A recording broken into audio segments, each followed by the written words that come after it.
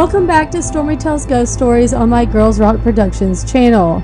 For the month of November, I will be visiting another U.S. city that I have always loved due to its rich history and culture, New Orleans, Louisiana. New Orleans has a very rich history dating back to the late 1600s when it was founded by two French-Canadian explorers named Pierre Le Moyne and Jean-Baptiste Le Moyne, who would claim the land for France. The first settlers would arrive in the early 1700s. It's around that time, while these settlers were starting to settle the area, that much of France was actually broke. The Bourbons of France would team up with a Scottish man named John Law, who had started a New World company in which the French could invest and thereby settle in the lower Mississippi River Valley.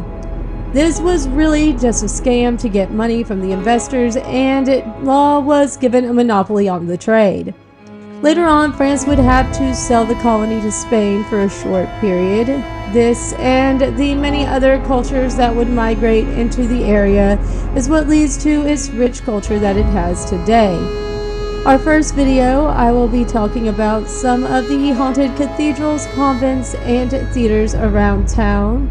A cathedral haunted by a beloved priest, an alleyway that is haunted by a priest who served the poor, a convent that was home to the casket girls, the site of a theater now haunted by a scorned lover, and a theater where a young actress met a tragic end.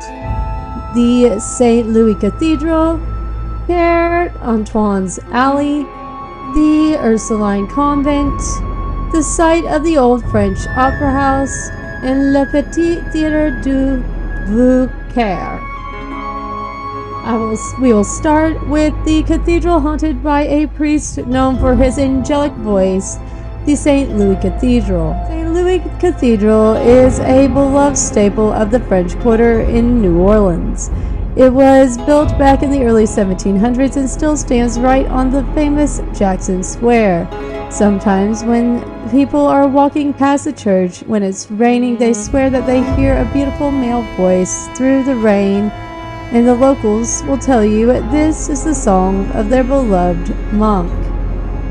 In the mid-1700s, Père Dagobert was a Capuchin monk at the St. Louis Cathedral. He was always known around town for being jolly, kind, and loving a good joke.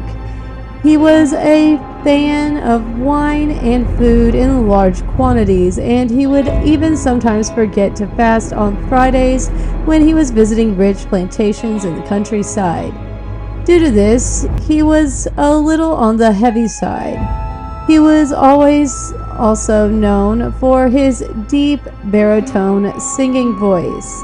Everyone loved to hear him belt out the sacred song, the Kyrie Eleison. They would always stop to listen to its haunting, beautiful sound. It would even bring many of them to tears. All the young women look at him with adoring eyes, leading some of their young husbands to bouts of jealousy. This would ease, though, because everyone knew this man belonged to a much greater purpose. Some of the church officials worried that the Père Dagobert was a bit too lenient with his wards. He would attend many of their parties and events while rubbing elbows with both the rich and the poor, because he didn't care any more or less for those who had money or those without a cent to their name. This only made the Creoles of New Orleans love their happy-go-lucky priest even more. And he loved them too. His saintly concern for his fellow man made many believe that he could outwit the wicked in the name of those of faith, including performing miracles. Père Dagobert wasn't like the other priests. He wouldn't wear the typical priestly garb. Instead, he would wear a tricorn hat and clothing made of brightly colored velvets and trimmed with lace, all of which were disapproved by his superiors. He had a sort of swagger in his first few years as a Capuchin monk, which caused young and old parishioners to raise a few eyebrows. There was a twinkle in his eye that was rare in the more somber priests they were used to, but because of his joyous energy, it would cause him to be invited to all the feasts around town. No girl would be married without him sanctioning the marriage and performing the ceremony. Many girls would confide in him. A year after he came to his position in the church, one of these young women, Mademoiselle Marguerite de la Chaise, would slowly slip into the confessional and tell the pair that she was to be married to a clever man of money and high standing, the widower Nicolas Chauvin de Lafreniere. Her father was making the arrangements, and her mother had ordered her an extravagant dress of silk and lace. Père Dagobert nodded in approval. He told her that the union would be a suitable one without question. Then he asked, "Are you happy with the match?" That's when she would begin to sob deeply. That's the problem. I have only one man in my heart, and it is not my betrothed, she said, and paused, and the silence was deafening. It is you. There was no hesitation as Père Dagobert answered in his husky voice.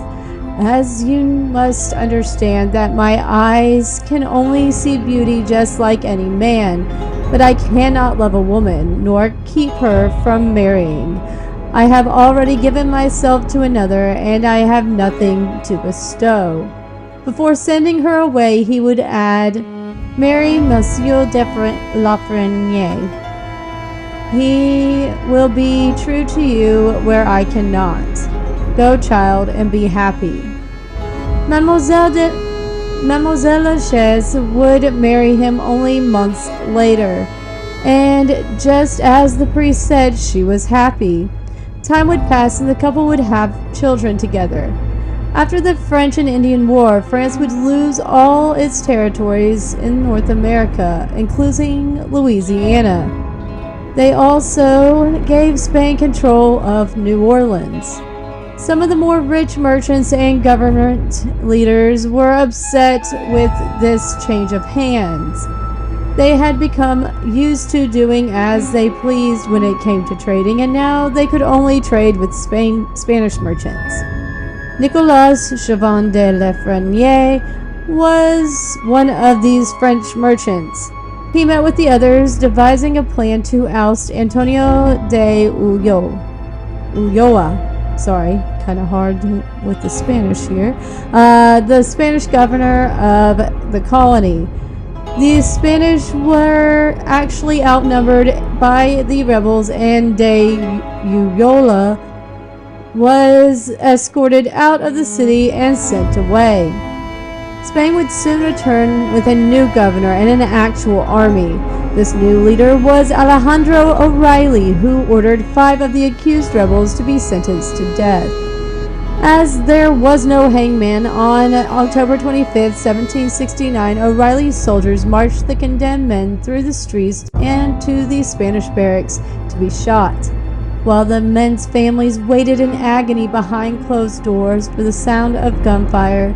After just a delay, a volley of musket balls rang out. One of the men executed that day was Nicolas Chauvin de Lafreniere. O'Reilly left the men's corpse to rot along the levee to demonstrate what would happen to others defying Spain again. The brutal act earned him the nickname Bloody O'Reilly. He would even deny these rebels a Catholic burial, and no one dared to retrieve the corpses, knowing they too would be killed. The families of these men would beg to be allowed to inter their kin, but Bloody O'Reilly refused.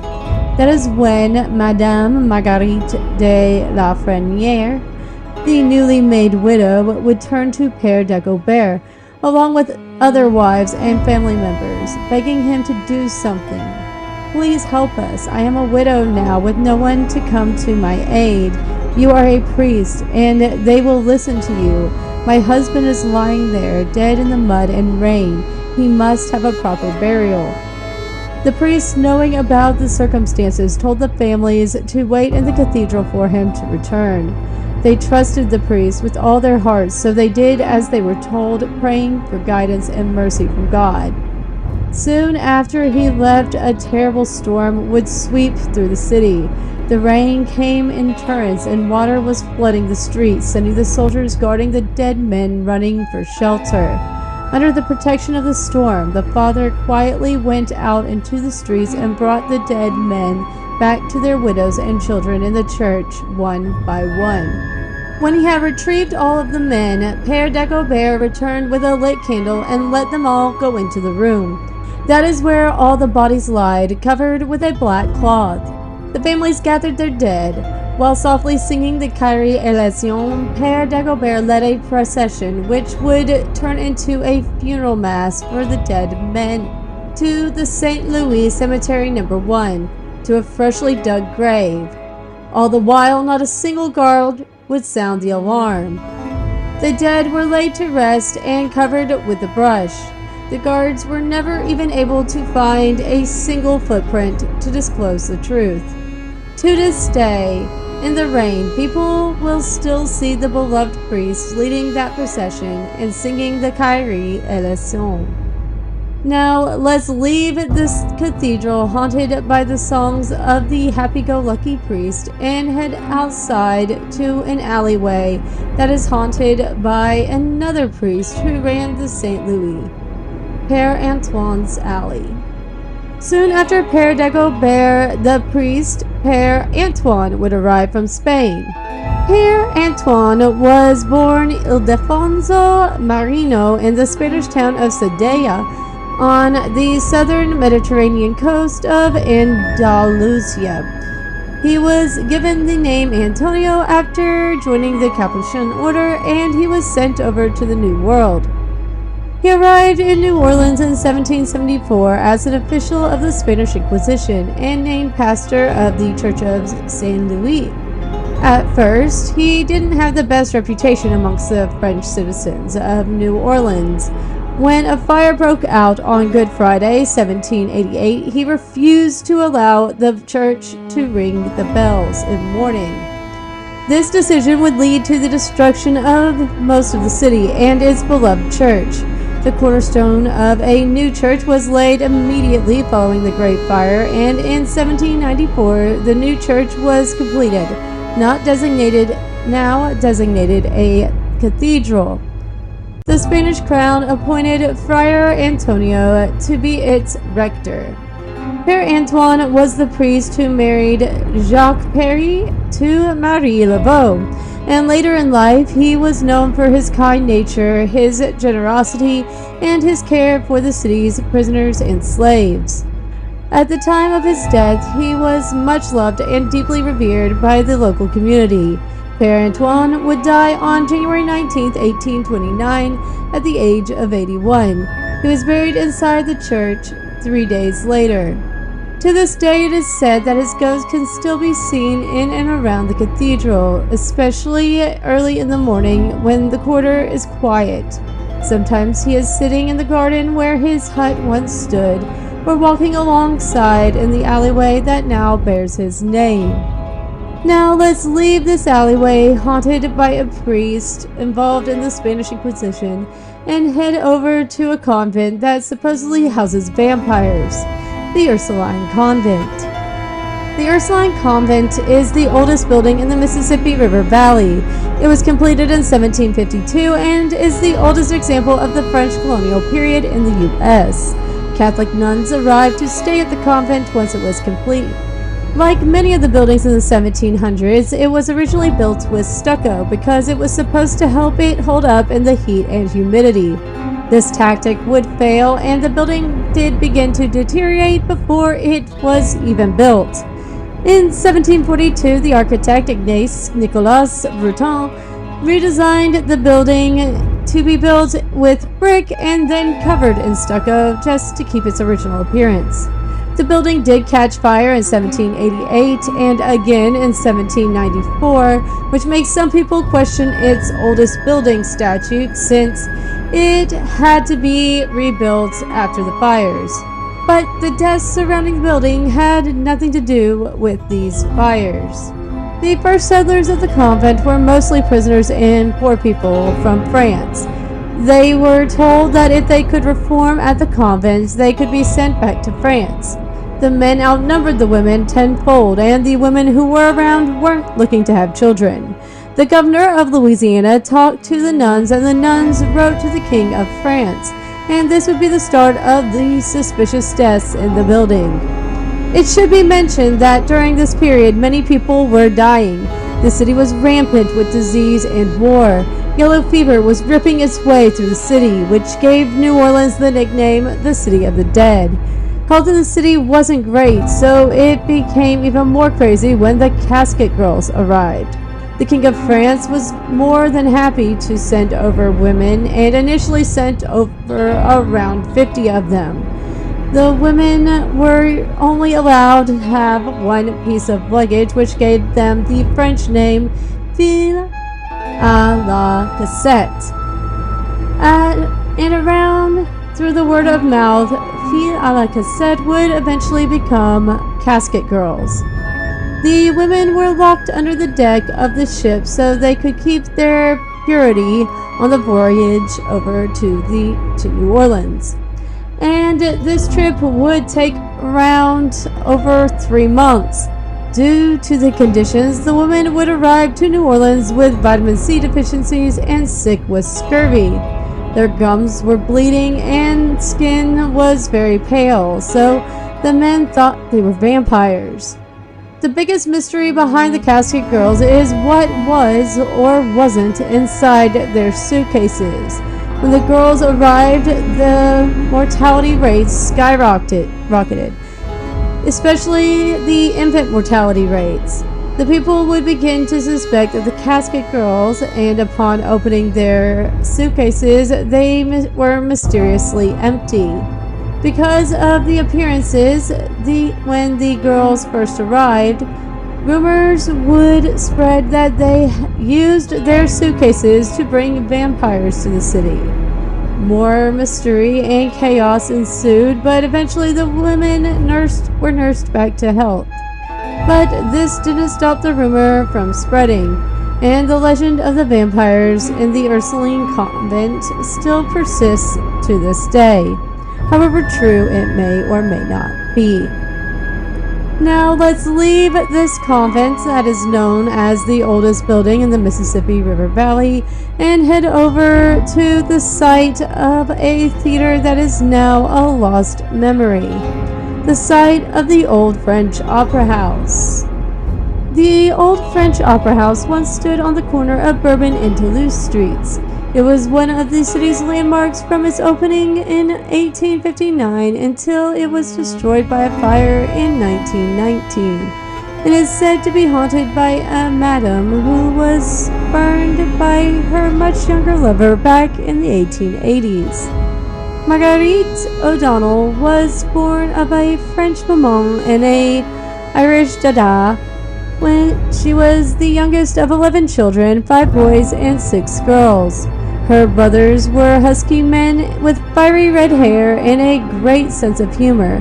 Her sisters were buxom brunettes who were just a bit plain but witty and fine cooks. Her parents bestowed upon her the prettiest features of both sides of the family, with lush auburn hair and eyes the color of the deep blue ocean. Maggie was the last of her siblings to marry, and maybe she waited so long because she didn't want to marry at all. But in 1860, there was not much else any parents expected a good Catholic girl to do. So when Maggie was 18, she married Octave Sauvé and became Marguerite Sauvé. As time passed and she did not bear children, Octave grew bitter and would criticize her. He also had a wandering eye. She knew any girl who passed by that was prettier and more youthful. He would crane his neck, grinning as he watched them pass. Out of spite, when Marguerite was about 33 years old, the snubbed wife secretly got a job at the French Opera House as a chorus girl when Octave was at work. For a few years, she would carry on with her secret life until the yellow fever epidemic of 1878. Then she would lose her family and Octave. Luckily, she still had her job at the French Opera House, and she loved it so. With just the right amount of makeup, she could make herself look 10 years younger and maybe even more. She caught the eye of the rich Monsieur de Boisblanc, who opened his home and bed to her and even got her a maid. Marguerite was so happy. She kept waiting for his eyes to wander elsewhere, like her late husband, to notice that what was beneath the pounds of makeup and discover someone younger and fresher. But after just a few months, her lover would die suddenly.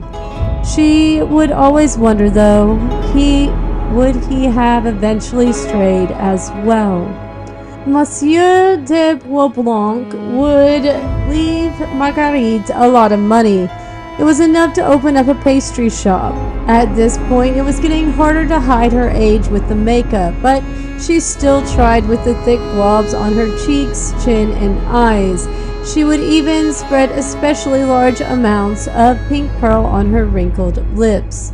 The chorus girls around her were hardly looking out of their teens.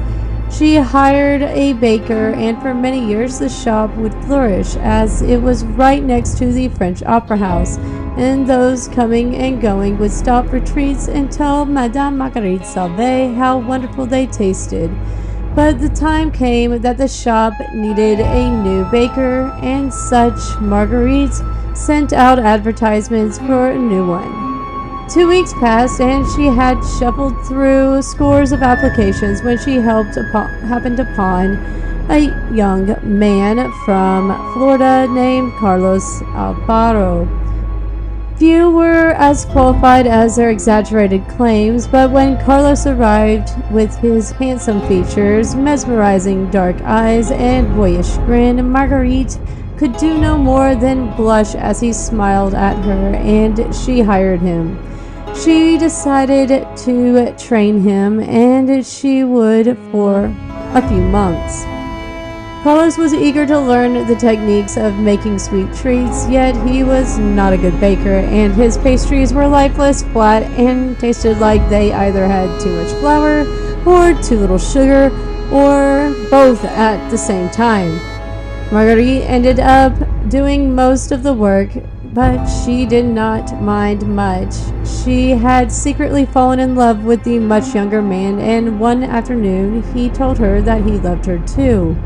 He would also ask her for a little raise in his wages and a new suit and hat.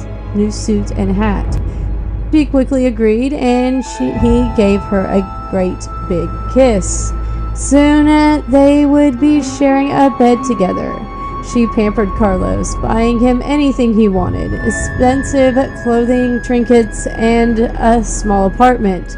Carlos lived in the apartment alone, and he would tell her that it would not be good for business if the straight-laced families who visited her shop knew her baker was her lover. She would continue to put on the makeup on her cheeks, chin, and eyes, and while she wouldn't look 20 years old in the mirror, she felt that way inside. She would even set up an account for him to buy whatever he wanted. There came a time when Marguerite began to notice that she was working later nights, and she could not find Carlos anywhere when she needed him in the shop. His kisses were less, and sometimes he would not come home for days at a time. And she would even notice him wincing when he would look deep in her eyes, as if the old face that he said looked beautiful and young was not so beautiful and young after all. She began to wonder if her lover had a wandering eye. She loved this man with all her heart. She knew she could not live without him, and so she let his follies go. She told herself that he was just out for the night with some friends. But the questions of his whereabouts continued to eat away at her. She felt the jealous pangs of a lover scorned. Then one day, while she was exiting the shop and heading to order sugar from the market, she saw Carlos in a crowd walking along the sidewalk. By his side was an incredibly attractive and noticeably young woman with pale hair and dark eyes. Everything Marguerite was not. She followed them, keeping to the shadows along Bourbon Street, then Toulouse, then Royal, finally heading up St. Anne Street. She watched as their fingers twined when the two skipped up the stairway to the very apartment that she was paying for, and they kissed on the top steps, the same way that Carlos used to passionately kiss her. Why did she ever believe that he did not see how old she was? Carlos had made a fool of her with that wandering eye. Marguerite Sauvé, the famous pastry shop owner, realized she was through. She would sadly return to her home, put a gun to her head, and shot herself. It was not long after that Carlos and his lover were found dead in the apartment on St. Anne. The police deemed it an accident as the stove's gas had been left on, killing them while they were slept. They scoffed at the other young woman who also lived in the building that swore that she saw the dead Marguerite Sauvé walking up the steps the night the two had died. She moaned and groaned with each step she made to the apartment, then slipped inside. Now the site of the old French Opera House is home to the Four Points Sheraton Hotel. Nobody remembers Marguerite Sauvé or her pastries, but some will still catch a glimpse of a pale woman with thick globs of makeup covering her cheeks, chin, and eyes, and an especially large amount of pink pearl paint on her wrinkled lips. She drifts along Bourbon Street, then Toulouse, up Royal, ending on St. Anne. This is the spirit of Marguerite Sauvé. Because the eyes are not the only thing that can wander, so can the heart and also the soul after death. If you see her passing, you better be faithful to your lover, because if she suspects your eyes are wandering, she will follow you back to wherever you are residing. Wait until you fall asleep and take out a little vengeance for simply being who you are. Now, let's leave the site of the theater Marguerite loves so much and head over to the most historic playhouse in New Orleans, La Petite Théâtre du Vieux-Carré. La Petite Théâtre du Vieux-Carré was established in 1916 and has operated at its current location, 616 St. Peter Street, since 1922. The original building, however, was built around the year of 1789, but it would be destroyed in the Second Great Fire in 1794. It was rebuilt a few years later in 1797 in the Spanish colonial style that is still reflected in the structure today. The building was taken over by Union General Benjamin Butler and used as a barracks for the Army during the American Civil War. By the Great Depression, the building fell into ruin, but in 1922, the building was bought by the Drawing Room Players and was reborn. The theater plays host to the performing arts, special events, live music, and wedding receptions.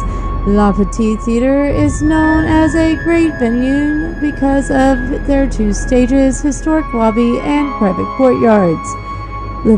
La Petite is also a community theater, and as such it hosts many characters, including a variety of haunting tales.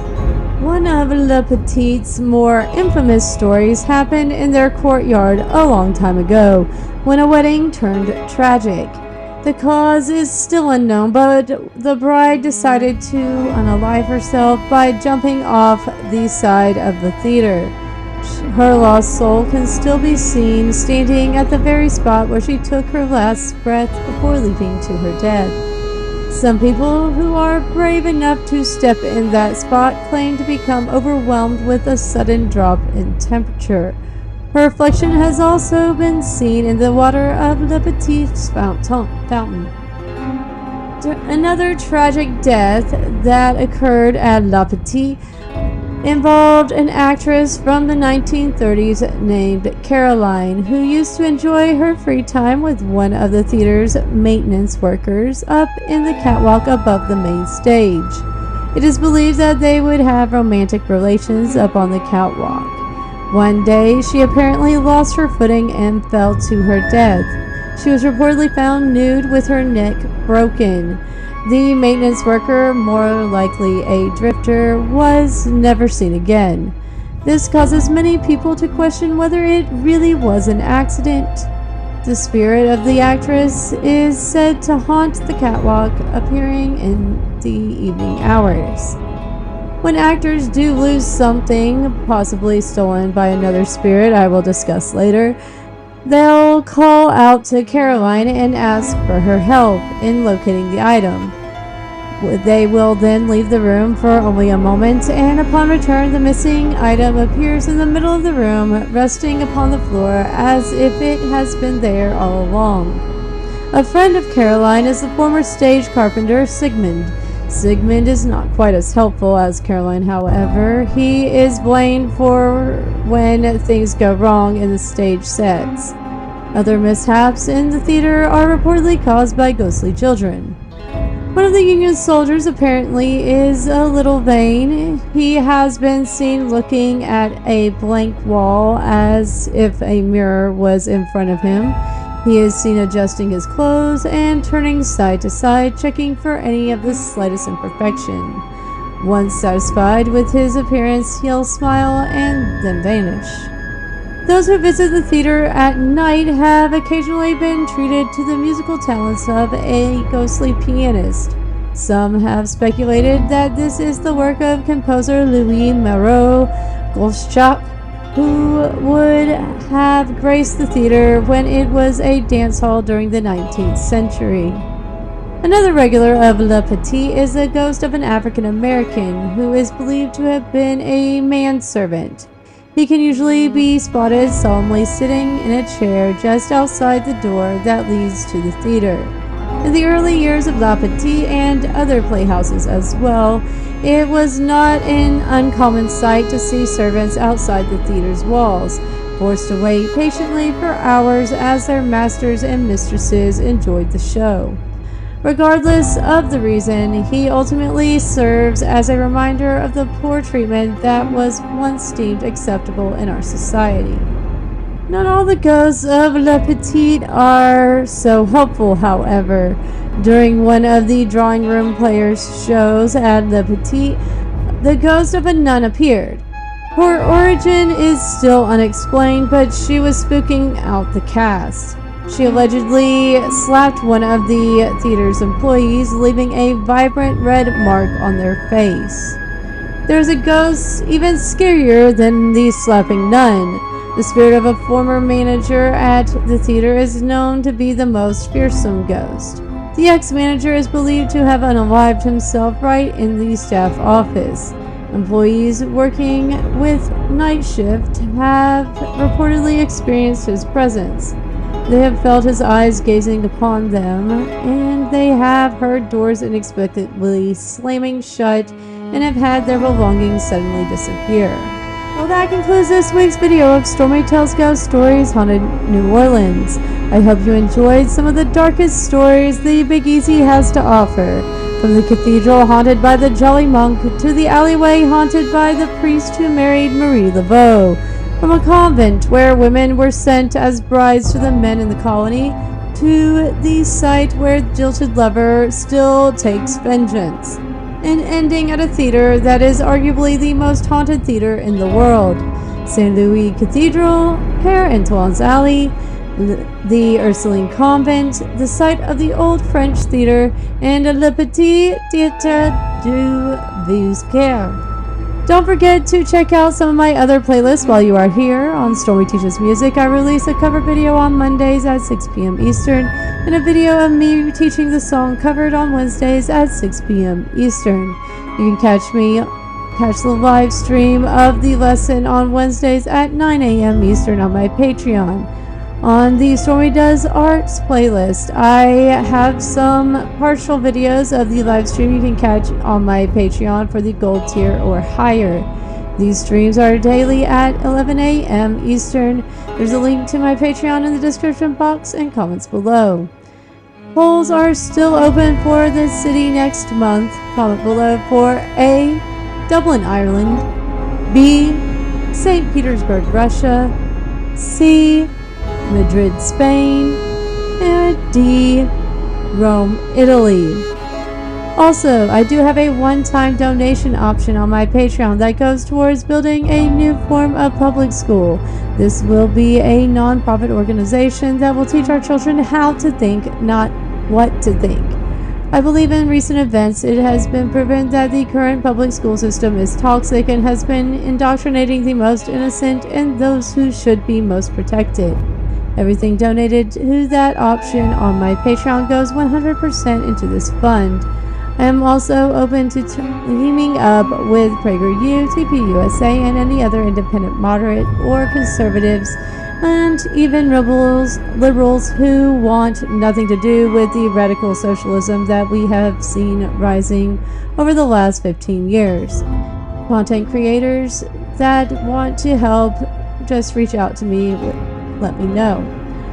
Finally, check out Stormi Talks True Crime for some of the most heinous crimes in history. My new videos are posted on Thursdays at 6 p.m. Eastern. For anyone who wants to make a one-time donation to the channel to help keep it running while I'm building my audience, there is a QR code to my Venmo and Cash App on the screen. There is also a link to both in the description box and comments below. These donations will help make sure that I am able to get these videos out on time. I would have more time for the recording, filming, and editing that I do all on my own, so any help is appreciated. If you are ever in the Wilmington, North Carolina area anyway, sign up for the Wilmington Ghosts Walking Tour or the Wilmington Spirits and Sprits Pub Crawl with U.S. Ghost Adventures. You can have me or one of our other talented guides show you around our historic downtown and hear some of the darkest stories the beautiful city on the beach has to offer.